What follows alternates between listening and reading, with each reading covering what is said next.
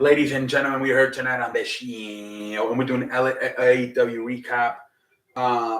The show starts off with what happened was that Adam Page had coronavirus, so he couldn't be on tonight. So they had to rewrite the show a few hours before it started. So that's why they had CM Punk commentating to open up the show.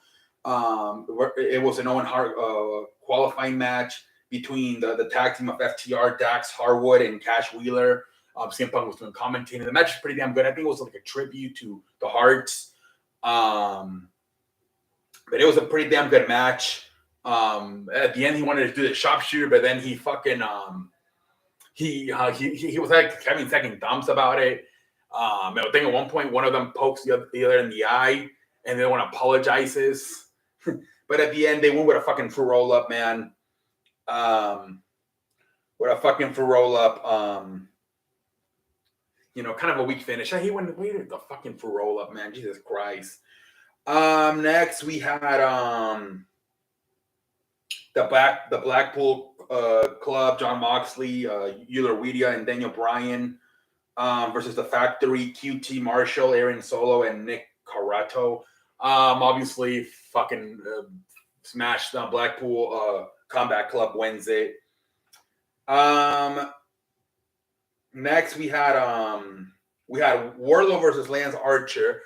Again, MJF on the fucking sweet press box, with Sean Spears, bringing him out, bringing Wardlow with the security, with the handcuffs. You got to be a little bit careful with these matches, I think, because you could bury some of these guys. Like Lance Archer is supposed to be a badass. Remember, a few weeks ago, he was wrestling Adam Page for the AEW World Heavyweight Champion.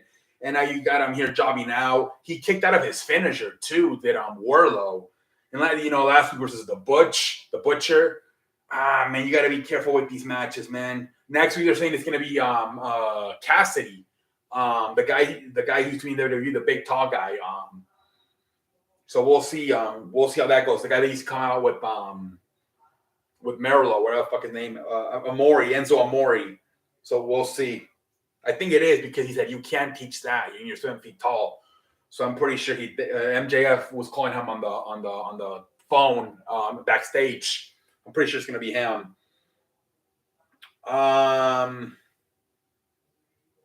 We had a women's match. Akira Sashida versus Serena Deeb. Serena Deeb wins. They tried their best, but the women's division, man. Now backstage, Britt Baker was with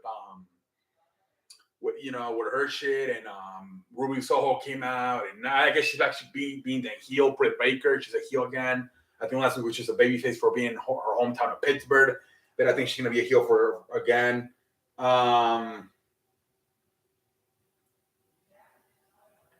Next, you had the Jericho Appreciation Club come out, Academy, whatever they call them, and then this storyline too, man. You already had the match, didn't you?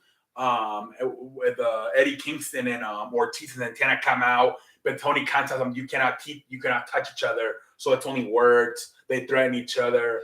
Jericho tells Eddie Kingston, we have a hit for you. We're gonna hit for you, and then Eddie Kingston's like, in my world, when you say that, I'm just gonna kill somebody, you're gonna murder somebody. He gets all over Chris Jericho's face. Chris Jericho looks scared, backing down. I think at one point he sits on the chair.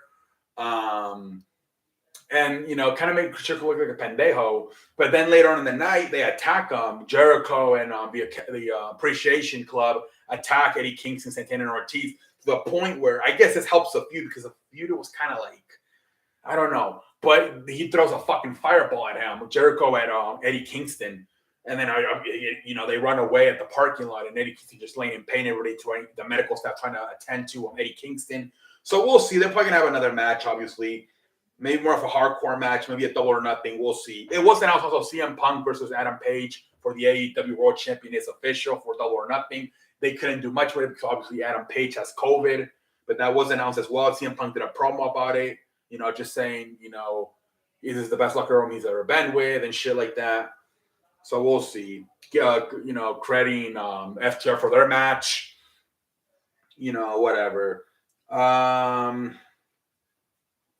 Then we had the fucking the match with Adam Cole and the Young Bucks and the Red Dragon.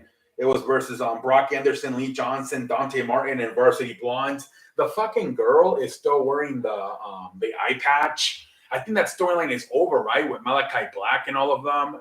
Like it's over. Malachi Black actually is now moving on with the what do you call it, Lucha Brothers. I don't know why the fuck they still got the fucking woman wearing the eye patch. I feel like that, whatever. I didn't even remember that happened until I saw her with the fucking eye patch.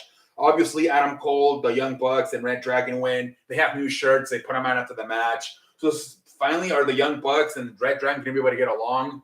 We'll see what the hell happens. Yeah, speaking of Aleister Black and Buddy Murphy and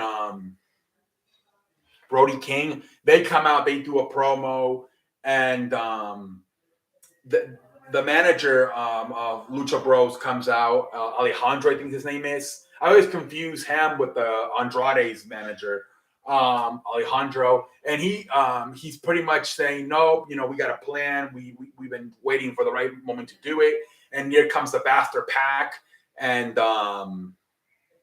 Penta come out. And then here comes Alejandro as well. And they're like, wait a minute, if Alejandro's over there, who the hell is this? And it was Rey Fenix who came back, who was hurt. Rey Fenix comes back, then Penta and pass the Bastard Pack, get in the ring, they beat the shit out of them. And so I guess that's going to be a 6-man tag team match. Penta, Rey Fenix, and Bastard Pack versus the House of Black, Brody King, Aleister Black, and Murphy.